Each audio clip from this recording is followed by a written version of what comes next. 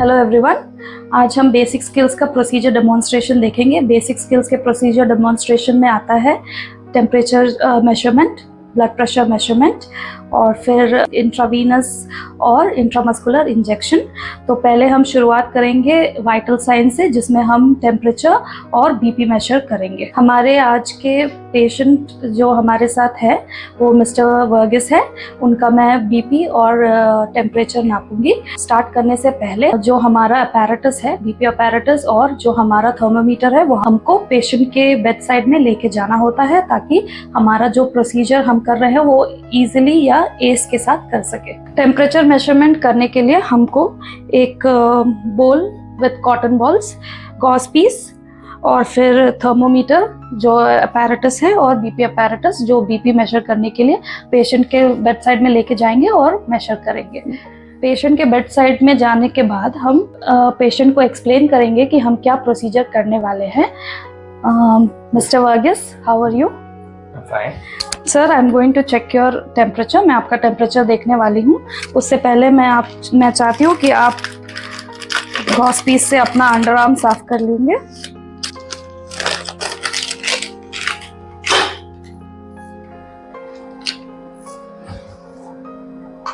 After the patient cleans the axilla, you shall clean the thermometer from the bulb to stem in rotational motion and turn on the thermometer and see for the reading, if the reading is present or not, and the reading should show LO, and then place the thermometer under the armpit of the patient.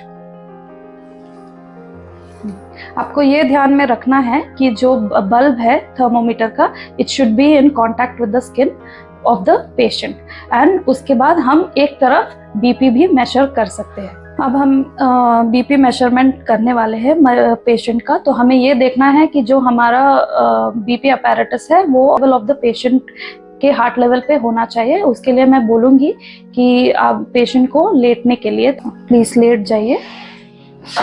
एक बार आपका patient late चुका है, फिर उसके बाद आप BP apparatus को खोलेंगे और उसको जांचेंगे कि वो काम कर रहा है कि नहीं।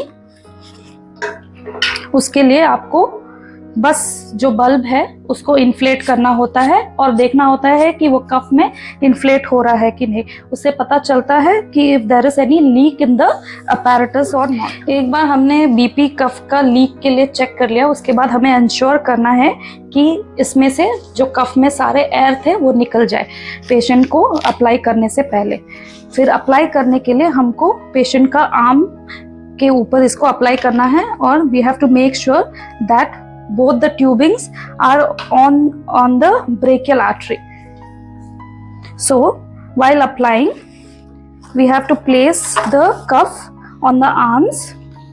If the patient is wearing a tight cuff, we can apply it on the cloth, but if the patient is wearing loose, we can fold the sleeve and then apply the cuff.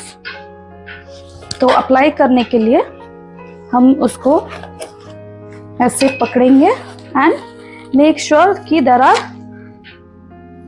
2 finger breadth का gap होना चाहिए to get the accurate reading. So once हमने cuff को बांध लिया है, उसके बाद हम मेक श्योर करेंगे कि the cuff is tied appropriately. उसके बाद हम देखेंगे कि हमें पहले रेडियल आर्टरी को मेजर करना है। उससे हमको अपना सिस्टोलिक बीपी का मेजरमेंट मिल जाएगा। सो पहले हम रेडियल आर्टरी को फील किए हैं और उसके बाद हम देख रहे हैं कि where does the beat stops to get the accurate reading. अब हम ब्रेकियल आर्टरी को पैल्पेट करेंगे और ये देखेंगे कि हमें ब्रेकियल आर्टरी का पल्स कहाँ पे मिल रहा है। उसके बाद ओवर द ब्रेकियल आर्टरी हम स्टेथोस्कोप को लगाएंगे और स्टेथोस्कोप लगाने से पहले हमें ये देखना है कि ये डायफ्राम में टर्न ऑन है, ना कि बेल पे। सो अब हम इंश्योर कर लिए हैं कि डायफ्राम में ऑन है, तो हम ब्रेकियल आर्टरी के ऊपर ये डायफ्राम को लगाएंगे एंड जो हमारा 110 रीडिंग था उससे हम +30 ऐड करेंगे to get the accurate reading.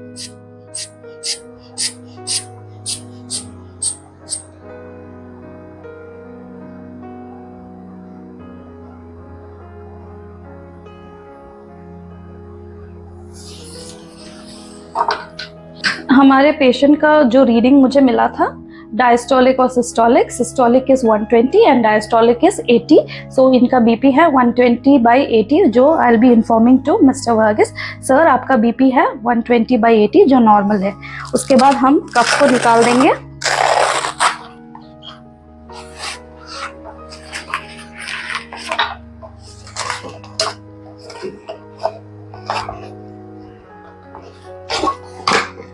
And we will replace the articles. Meanwhile जो हमने थर्मोमीटर लगाया था उसको भी हम देख लेंगे और हम पेशेंट से थर्मोमीटर मांगेंगे। आइडियली जो डिजिटल थर्मोमीटर है उसमें बीप का आवाज आता है, तो हम वो बीप का आवाज के लिए वेट करेंगे। एक बार हमें वो बीप का आवाज सुनाई दिया है तो उसके बाद हम रीडिंग देखेंगे।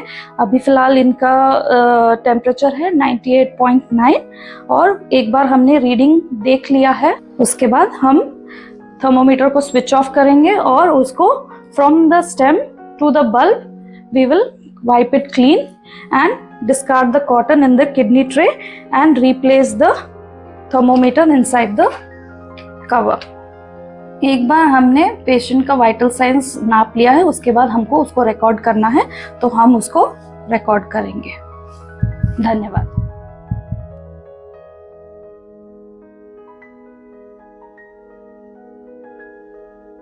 अगला प्रोसीजर जो हम देखने वाले हैं वो है आईवी इंजेक्शन। पेशेंट के बेड साइड जाने से पहले हमको ट्रे सेटअप करना है, तो we can take a trolley and उसमें ट्रे लेके हमको इंश्योर करना है कि सारे सामान है with cotton injection, what is the medication required to give to the patient, tourniquet and kidney tray to discard and gloves. और हम अब पेशेंट के बेड साइड में जाएंगे एंड हम वेरीफाई करेंगे through the ID band of the patient whether the name is same, अगर patient का नाम और आईपी नंबर सेम है, हॉस्पिटल नंबर, और उसके बाद उनको क्या मेडिकेशन देना है वो हमको बताना है। और हम बोलेंगे कि हम आपको इंजेक्शन सेफ्ट्रेक्सोन 1 ग्राम देने वाले हैं। इंजेक्शन लोड करने से पहले हमें हैंड हाइजीन के 7 स्टेप्स फॉलो करने हैं। उसके बाद हम इंजेक्शन को लोड करेंगे। We have to release the air before pushing it inside the vial. So मैंने ऑलरेडी वाइल को लोड करके रखा है, so we have to ensure that we hold the vial appropriately ताकि हमें पोक ना हो और हमको जेंटली विड्रॉ करना है। वंस हमने इंजेक्शन को विड्रॉ कर लिया है उसके बाद हम उसको जेंटली रिलीज करेंगे और एक फ्लैट सरफेस में जो हमारा कैप है इंजेक्शन का उसको हम रिकैप करेंगे ताकि हम पेशेंट के बेड साइड में लेके जा सके। एक बार हमारा इंजेक्शन लोड हो गया है उसके बाद हम फिर से ऑर्डर चेक करेंगे कि इंजेक्शन सही से लोड हुआ है कि नहीं। We recall the 10 rights of the medication. उसके बाद हम पेशेंट के बेड साइड में जाएंगे and we will administer the injection. Since हमने ऑलरेडी पेशेंट को एक्सप्लेन करके रखा है कि हम उसको इंजेक्शन देंगे, हम पहले ट्यूनिकेट को बांधेंगे।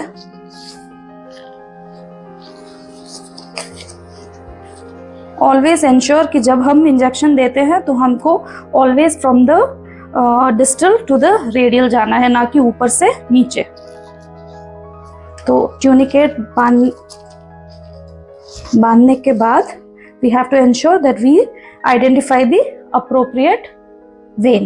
Once we have identified the appropriate vein, I will re-clean my hand and I will wear clean gloves.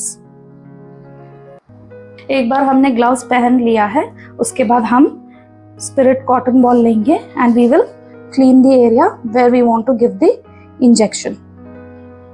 So I have thoroughly cleaned the area जहाँ पे इंजेक्शन देना है। उसके बाद I will take the loaded injection and identify the vein and poke. Once I see the back flow of the blood I will release the tunicate, and after releasing the tunicate I will push the injection, and with another cotton ball I will really take out the injection and wipe the area. एक बार हमने syringe और needle को निकाल दिया है patient के bed side से, उसके बाद हम नीडल कटर से नीडल को कट कर लेंगे और जो हमारा सिरिंज है उसको हम डिस्कार्ड करेंगे। डिस्कार्ड करने के लिए हम ट्रॉली को लेके जाएंगे नियर आवर वेस्ट बिन्स और उसमें appropriately discard कर लेंगे हमारे। Once we have discarded all the waste according to the segregation, then we have to record what we have injected. अगला प्रोसीजर जो हम देखने वाले हैं वो है intramuscular injection. Intramuscular injection muscles में दिया जाता है। So the most common used muscle is the ventrogluteal or the dorsogluteal muscle.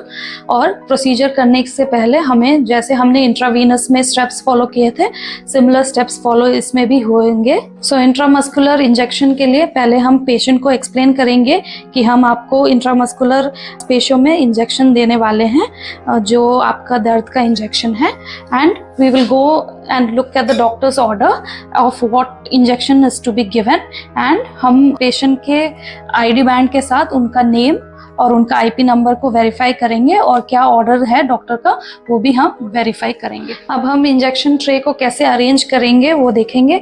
तो एक ट्रॉली हम ले लेंगे, उसमें एक ट्रे होगा जिसके अंदर हम एक बोल होगा जिसमें एक कॉटन बॉल है और जो मेडिकेशन है वो रखा हुआ है, और एक 2 cc का सिरिंज हम ले सकते हैं IM इंजेक्शन देने के लिए। इंजेक्शन लोड करने से पहले हम हैंड हाइजीन करेंगे।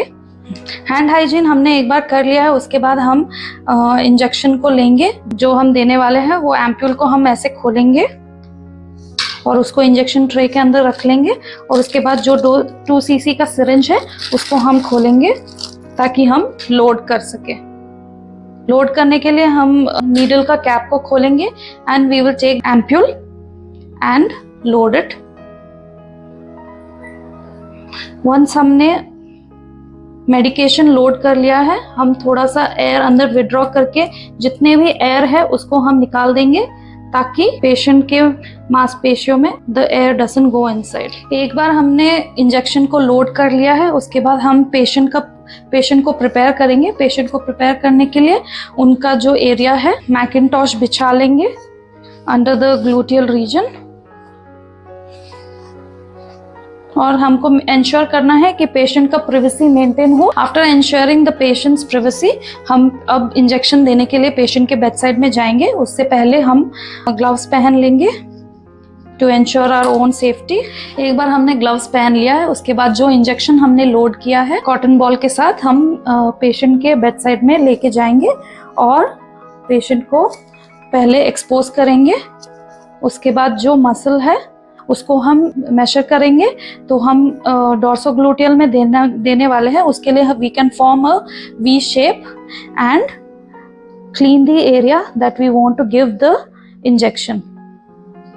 एक बार हमने एरिया को क्लीन कर लिया है इन अ सर्कुलर मोशन, उसके बाद हम कॉटन को अपने फिंगर के बिटवीन में रख सकते हैं। इंजेक्शन को अनकैप करके नीडल को हम मसल को स्ट्रेच करके 90 डिग्री एंगल में डाल सकते हैं। और जैसे हमने नीडल को अंदर मसल्स में डाल दिया है, उसके बाद थोड़ा एस्पिरेट करना होता है to see if there is any blood. If there is no blood we can push the medication inside slowly.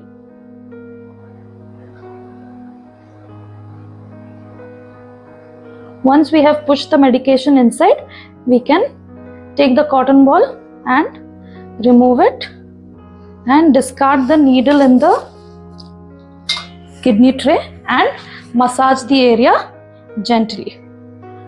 Once we have massaged the area gently, we can discard the cotton and once we have administered the injection, उसके बाद हम patient को उसके adverse effects के बारे में explain कर सकते हैं। अगर उनको दवाई से कोई तकलीफ हो रही है तो उनको बताना है। According to the biomedical waste management के गाइडलाइंस के अकॉर्डिंग में हमको सारे जो हमने वेस्ट जनरेट किए हैं उसको सेग्रीगेट करके वही बिन्स में, कलर कोडेड बिन्स में डाल देना है, और जो हमने इंजेक्शन दिया है वो हमको फाइनली डॉक्यूमेंट करना है जो हमने दिया है।